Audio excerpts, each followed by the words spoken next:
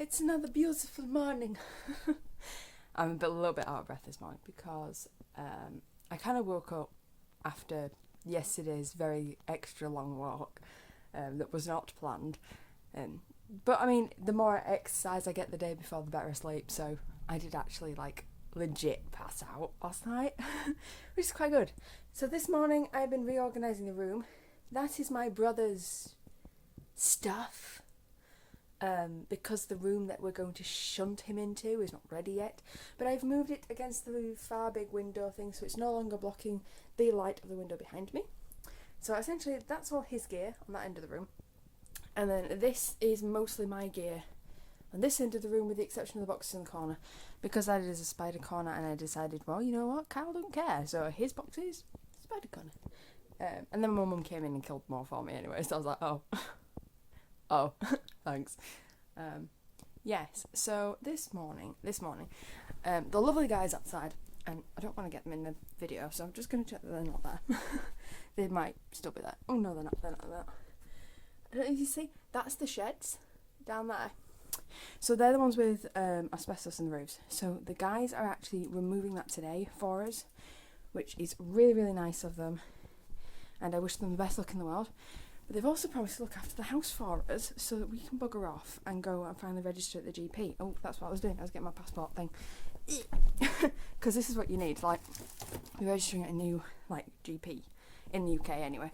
You need, an identification. So that's my passport. And then you need your NHS number, which hopefully my mother has in her important documents box, which we found 2 days ago, roughly. Anyway, I am very excited because this means I can get all my prescriptions again and get them sent to the house. So I don't have to worry about, finding, I don't know, a women's aid centre in the middle of fucking Wales. Because number of GPs here? 1. Within quite a lot of miles. 1. I'm actually quite surprised that they're taking us as a walk-in. I would have expected them to be pretty full, but I mean, maybe not. Maybe that's just, I don't know how Cardigan is. They're not, maybe everyone's staying indoors and they're being safe. I mean, that's good. That dictates the area we live in. Well, I mean, the opposite one is that no one around here cares, so let's hope it's not that. Anyway, so we're actually buggering off today to go do important, boring things. I don't know if we're registering the cats as well. Should probably ask. Oh, the other thing I found today, which I get excited about this. I found the bag of towels. We've been using the same 3 towels, on rotation for 3 weeks. What a nightmare that has been. Carting them all the way downstairs, into the washing machine, into the dryer very quickly, and back up again. Oh my god. So, I'm very happy to say I found the bag of towels. It was actually underneath all of my brother's stuff, which was a bit of a surprise. It was labelled for a different room, so something got confused there. I also found all the medication, my mum's medication, which is a bit of a shit because we've gone and rebought it all because we thought we'd lost it. The joys of moving house. Anyway, so yes, we're going off into town, and then not really sure what's happening after that. I mean, the sheds outside are obviously pretty important. I think once the sheds outside are done, we're getting a shelving unit for them, putting that in, and then we're moving all of the tools. Oh, we're moving all of the tools from the office downstairs to the sheds. Oh my god. Okay, I'm getting a workout today is the answer to that. Unless it takes them all day, please, to do that, in which case I'll be doing that tomorrow. Future Roxie can worry about that. These stairs are still dark as all hell. Ooh, and I think there's a fresh bag of laundry waiting for me here. This is what we're using as laundry bags, because they have handles. And you can hike the handle around your shoulder and just cart them up these very, very steep, stupid stairs. Anyway, that's the plan. But we all know how well plans go around here. So, we will see.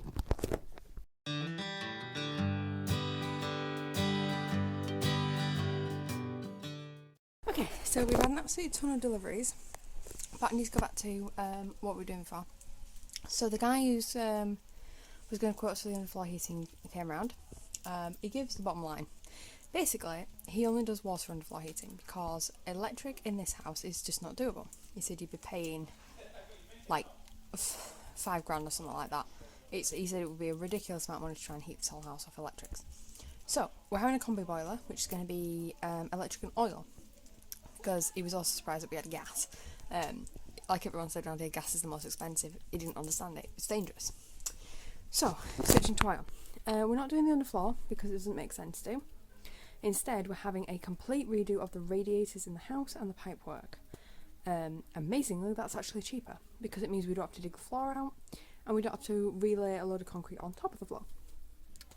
Which makes sense. You know, we didn't really know what kind of stuff we could do or whatever. He also talked to us about solar panels and he was just like, no, not with how big this house is. It just won't make a difference. So as much as we'd love to be eco-friendly and all that jazz, it's not really possible in a house like this. It's just simply too old. He said if every single nook and cranny of the house was sealed tight and it kept the heat in, then yes, we could do it. But you're essentially looking at tearing the old building down and rebuilding it at that point. So no, it's fine. So we stayed in. He left. He's given us a quote and a time and a date, which is the end of January of next year, which is fine, but they're going to get the electrician in a bit earlier than that. Hey, Rox. So I'm out on the main road in my hoodie because it's raining, with the sign. It's here. It's amazing. It's made us late. 5 minutes. Okay. Stay there. Bring me tea. She wants to wait here with the sign up for like 5 minutes. It's off the main road, so I'm just like, it's wet. I'm cold. Well, no, I'm not cold actually. This is my new fleece jacket. My mum bought it for me. It's amazing. It's great. Oh, that was a spotty butterfly. I think it's landed on my ass. I'm not sure. It kind of went round me, and I can't see it now. I don't know if it's on my back. I can't tell. Oh well. I don't mind butterflies. It's fine. Yes. Hopefully, this will mean that all the postmen can get to us. Oh, there it is. Spotty butterfly McGee. Yeah, no, you won't be able to see that. Anyway, I'm going to shut this before the cars come round. Okay, everyone's gone now. George kept interrupting me, but it's fair enough. He's gone around the entire house apparently, and he's filled in all the spider holes for me, which is lovely of him. Love that he did that for me. So that's good. I'm just buggering off now out the way while my mum speaks to, yes, another electrician. This is electrician number 6. This electrician is all the way in Aberystwyth, which is 2 hours up the road.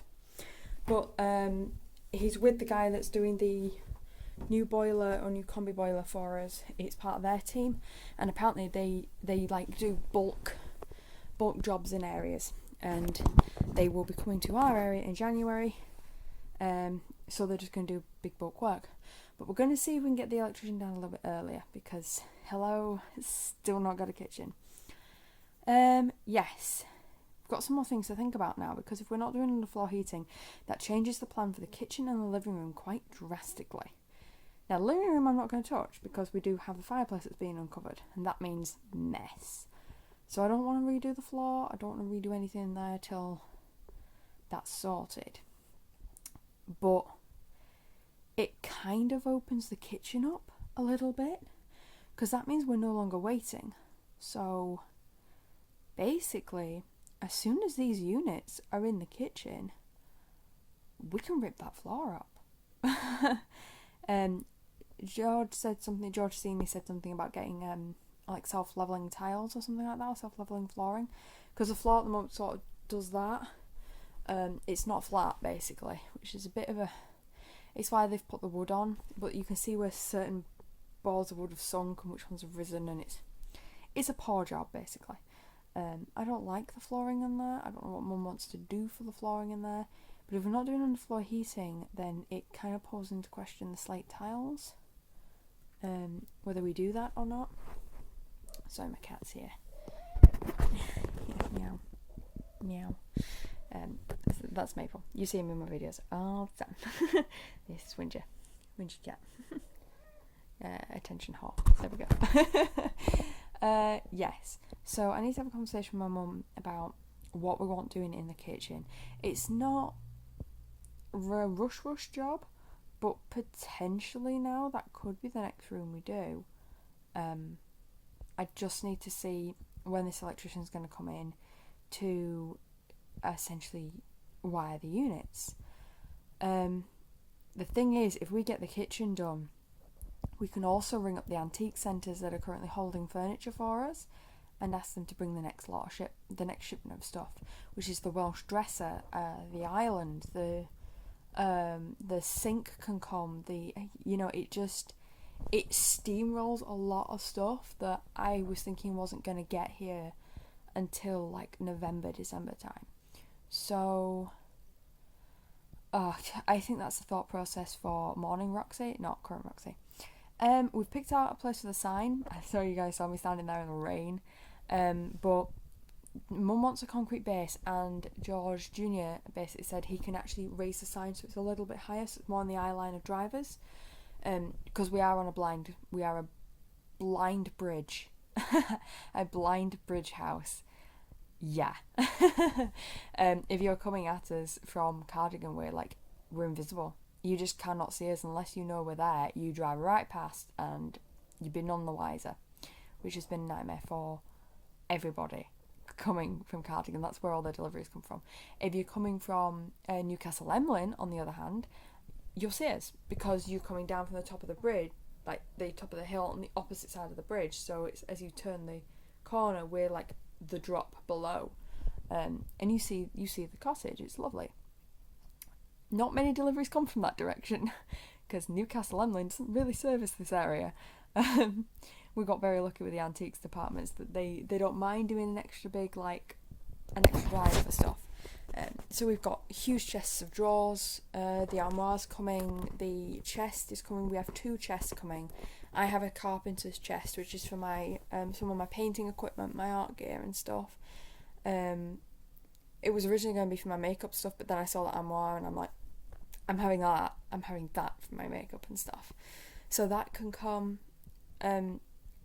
It just means we've got space, because everything that belongs to the kitchen right now is in the living room and the gym, and if we can clear those areas, stuff will just happen so fast as soon as we can move stuff around. The sheds outside now have the roof completely off. The asbestos has been removed. It's gone, which is great. So the new roof will be going on the shed tomorrow, soonish. I don't actually know. They'll have to tell us tomorrow. But yeah, so when they come out tomorrow, they're going to do the shed roof. Hopefully they're going to raise the bont sign for us, get that up. They're going to continue clearing the start, the top of the drive. They've already cleared most of it. It's a rubble wall. Well, it's sort of it's the pavement and then actual stone, and then the grass and then the wall. We didn't realise the stone was there because they cleared all the additional compost that was on top of it away, thinking they could just dig down and it would be fine. It's not. There's an actual stone, what must have been the previous stone wall. There's the base of it, it's just underneath. So they've been hacking at that nearly all day. They've done the guttering for us. That's now clear of all trees and shrubs and everything, and it works. Goodness for that, because it's literally chucking it down almost daily now. God, what else have they done? They've done so much for us today. We've had another burn pile and boxes and stuff. Oh, my mum's massage chair's turned up. I didn't know she'd ordered one of those, but she has. So yeah, we're suffering without a bath. We really are. Don't move into a house without a bath, kids. It's not fun. You do all that hard work, labour. You need to lay down and relax your muscles in warm water, and we don't have that, and it's horrible. Literally, the shower does nothing, and as it gets colder, I can't really use the sea as my saving grace, because the sea is cold. I mean, we saw on the beach yesterday, all the spiny fish are here, just chilling under the sand. They're like, I don't know how to like describe spiny fish. They're like, well, they bury like under like the sand, like the wet sand, and then they stick the fins up, and the fins are like, well, they're like needles basically. So if you stand on one, they'll like inject you with, I don't know what it is. But yeah, for some people they'll be totally fine, and for other people you can have an allergic reaction, and yeah, it can get really bad. So they have signs up everywhere for specific beaches, for specific areas at the moment. It's just, you know, don't go barefoot on the beach, and everyone ignores it. To be honest, like, I wouldn't have known what they were, because some of these signs are like few and far between. Like, they're not bright neon, you can't miss them. It's like this tiny little info board that you have to look for. But when we came down here earlier in the year on holiday, they had a big influx of spiny fish on Newgale Beach, which is where we stayed, and my brother ran to the ocean behind his girlfriend and stood on one, and his toe inflated, and it was not pretty. If you do stand on one, it's cold water and aloe vera, or some kind of aloe will just soothe it. And yeah, you need like cold water and then lukewarm water. Make sure the spine's out of whatever part of your foot you've stabbed it into, and then rest for 2 days. My brother didn't do the rest part. He kept driving because he's mad, but he had a look on his face like this, oh, ow, oh, ow. Like, every time he put his foot down, I'm like, Kyle, just no. Then he went on a walk with his girlfriend. I'm like, you just like tormenting yourself, don't you? You have stabbed your foot. It has been poisoned. Sleep for a day. Just do it. But no. Anyway, he learns the hard way. But yeah, anyone on the UK beaches at the moment, yeah, just make sure you're wearing like surf shoes. They exist for a reason. They are good. They will protect you from spiny fish and whatever else will like to nip at your feet on the sand. And I think that's the thing. It's the fact that they're like under the sand that you walk on. They're not in the sea. They're on the edge, where most people like to walk their dogs and run with small children with bare feet, and it's like, you're gonna get hurt if you do that right now. Yeah, but the thing is though, I don't recall spiny fish being a particularly big problem when I was younger, running on these beaches. It's not something we ever noticed. So I'm thinking it's probably a seasonal thing, or it's probably to do with the particular amount of hot weather we've had recently. We'll see. I mean, there's literally none on our local beach on Poppet Sands. There's nothing at all. So it definitely depends on the area and the type of beach you go to. So it's probably which current they come in on. But yeah, I mean, there's also no jellyfish on Poppet Sands, so I just prefer Poppet Sands. But Poppet Sands is not a surfing beach, and I mean, I'm okay for now, but I am missing surfing. It is what I came down here to do, so at some point I will be looking to go back into surfing if we get another blip of hot weather at any point. Because even though it's raining, it's warm. It's really warm, like it's really muggy. I'm wearing my new fleecy thing because the inside of this house is cold, but to be right honest, I was sat outside the doors to the gym building the sign, and I was like swallowing hot, boiling hot. So yeah. Anyway, I feel like a lot's happened today, but a lot has also changed. So plans up in the air. As soon as my mum's finished with the electrician, I'm going to talk turkey about the kitchen with her. I'll see if she wants me to do that as the next room, because to be frankly honest, I'm still waiting on this flaming carpet, so I can't finish her bedroom. The only other option is the room I'm currently in. This is going to be her sewing room, as said, so I could get the paint in here, maybe. I mean, I don't know if she wants to go with the colours, you see, I've got two. No, I've moved them, haven't I? Balls. Yeah, well, I've got a cat. That's. This is now the view you get of the cat. Instead, because I've moved the paint cans, they were here somewhere. Yeah. So this room was going to be blue because originally it was going to be my brother's room, but now it's not. Now it's a sewing room. So my mum needs to pick some colour for this room, and then I can probably paint it. To be right honest, there's nothing stopping me from painting this room, other than the fact I'm living in it. So it's like, well, okay, I'll kind of need to pick fast drying paint and just be a bit careful when I do the ceilings. So yeah, it needs thinking about which rooms we do next. But I love my cat. He's adorable. Yeah.